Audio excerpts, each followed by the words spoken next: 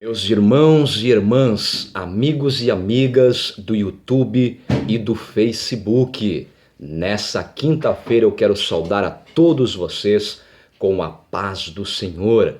Queremos dar continuidade em nosso estudo bíblico teológico. Estamos estudando escatologia bíblica, a doutrina das últimas coisas, para finalizarmos o nosso mini curso básico de teologia. E hoje nós queremos estar falando acerca da segunda vinda de Cristo. Amém?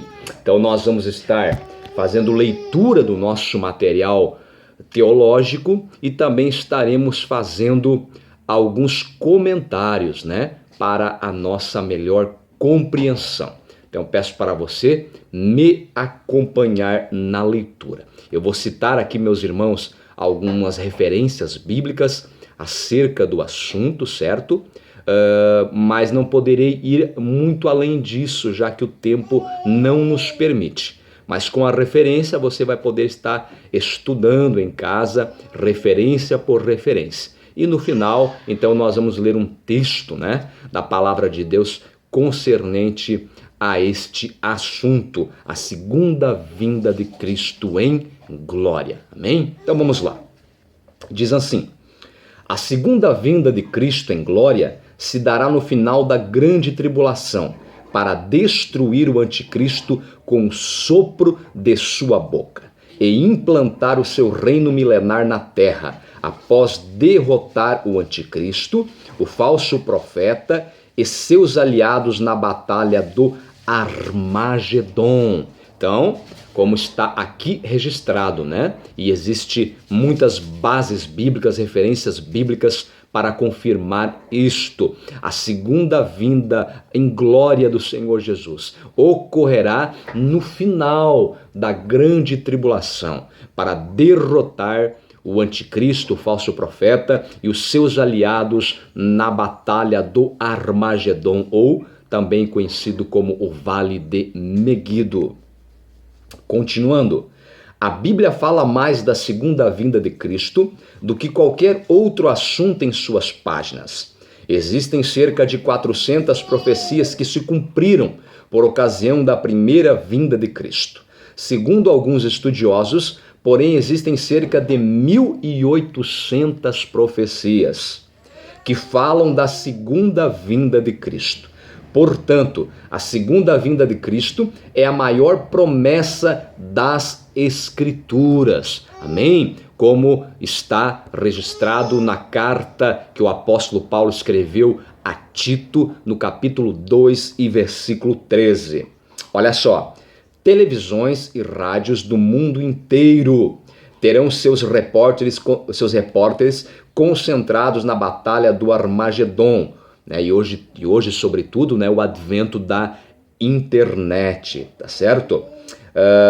Dando notícias via satélite para o mundo inteiro sobre a grande guerra, quando então serão interrompidas com o aparecimento pessoal de Cristo montado em um cavalo branco, com seus milhares de santos. Algumas referências bíblicas para isto: Carta de Judas, versículo 14, Evangelho segundo Mateus, capítulo 24, versículos 29, 30 e 31, Livro do Apocalipse, capítulo de número 19, do versículo 11 ao versículo de número 16.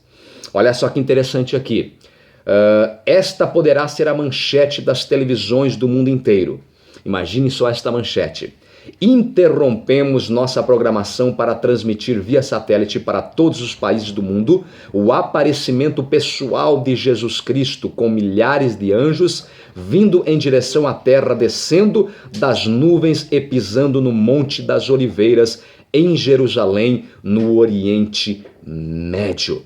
Meus irmãos, imagine só que momento glorioso será este. E além da companhia dos anjos, a igreja do Senhor Jesus Cristo, eu e você, a igreja que for arrebatada, estaremos juntos com o Senhor dos Senhores e o Rei dos Reis neste momento extraordinário da história.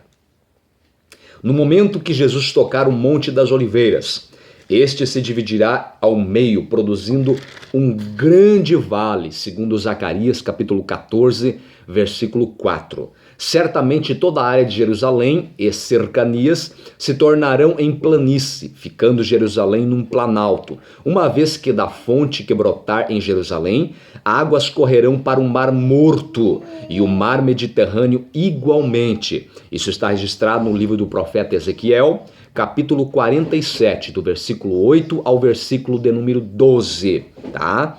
O mar Morto, onde atualmente não há vida, se transformará em um viveiro de peixes. A batalha do Armagedon se tornará bastante renhida, a ponto das vestes de Jesus ficarem salpicadas de sangue. Apocalipse 19, versículo 13. Livro do profeta Zacarias, capítulo 14 e versículo 3, tá?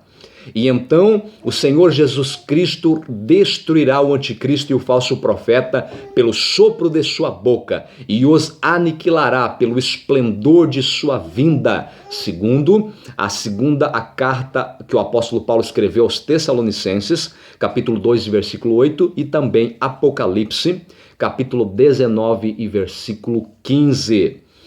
Lançando então a besta e o falso profeta vivos no lago de fogo que arde com enxofre, tá?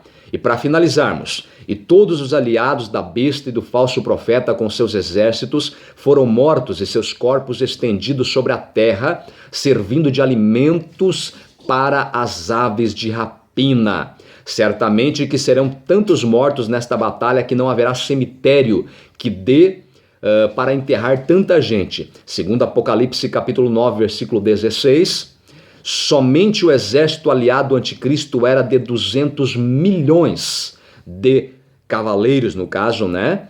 Soldados, guerreiros, certo? Realmente é impossível enterrar tanta gente, tá? Israel levará 7 meses para enterrar os mortos e purificar a terra. Está registrado no livro do profeta Ezequiel, capítulo 39, versículos 11 e 12. Meus irmãos, para nós finalizarmos, eu vou ler o texto que resume tudo isso que nós acabamos de ver, certo? O texto que está no livro do Apocalipse, capítulo 19, tá? A partir do versículo 11. Redobre bem sua atenção.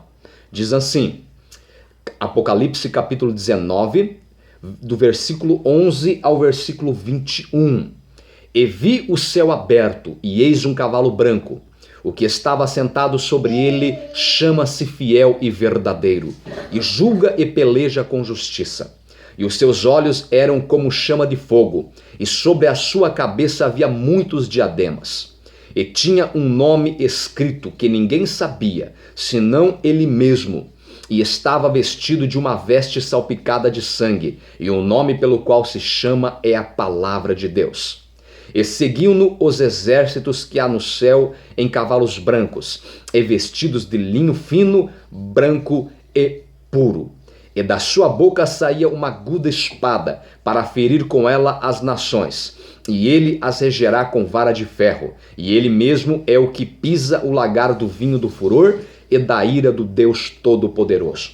E na veste e na sua coxa tem escrito este nome: Rei dos Reis e Senhor dos Senhores. E vi um anjo que estava no sol, e clamou com grande voz, dizendo a todas as aves que voavam pelo meio do céu: Vinde e ajuntai-vos à ceia do grande Deus, para que comais a carne dos reis, e a carne dos tribunos, e a carne dos fortes, e a carne dos cavalos, e dos que sobre eles se assentam, e a carne de todos os homens, livres e servos, pequenos e grandes.